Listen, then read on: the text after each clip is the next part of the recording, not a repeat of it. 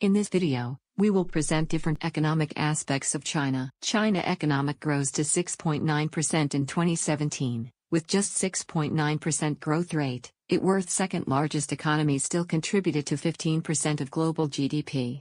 Its growth rate in the first quarter of 2018 is 6.8%, bringing the country to upper middle income status. It exports $2,263.33 billion in US dollar in 2017, contributed to the world's largest manufacturing economy and the world's largest exporter. Key trading partner are US, UK, and Singapore. It has 700 million internet users and 282 million digital natives. The massive scale of the Chinese market and digitalization made China a global leader in frontier industries, such as e-commerce and fintech. The CPI in July 2018 is 2.1%. The increase in CPI is due to the food inflation and increase in non-food prices. The interest rate is flat at 4.5% since late 2015. In some way it is good to encourage entrepreneurship. The BOP is surplus since 1998. Averaged at $394.59 HML. However, there is a current account deficit in June due to Trump trade war. The government budget deficit is around 234% of GDP. This can lead to a debt crisis later.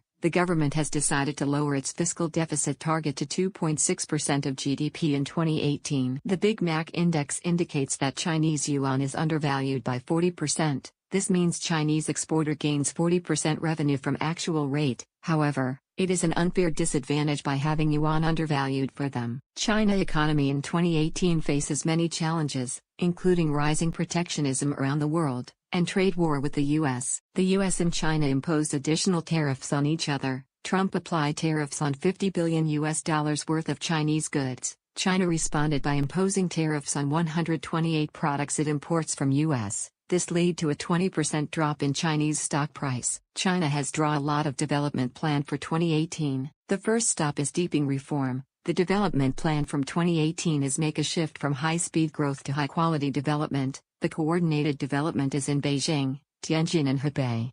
This year China will further deepen in supply-side structural reform, focusing on eradicating ineffective capacity, fostering new growth drivers, and cutting costs in real economy.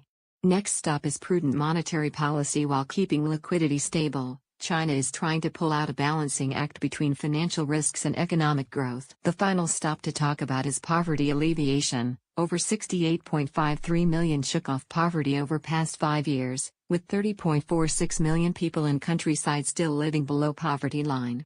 China is targeted to lift 10 million people out of poverty in 2018. Thank you for watching.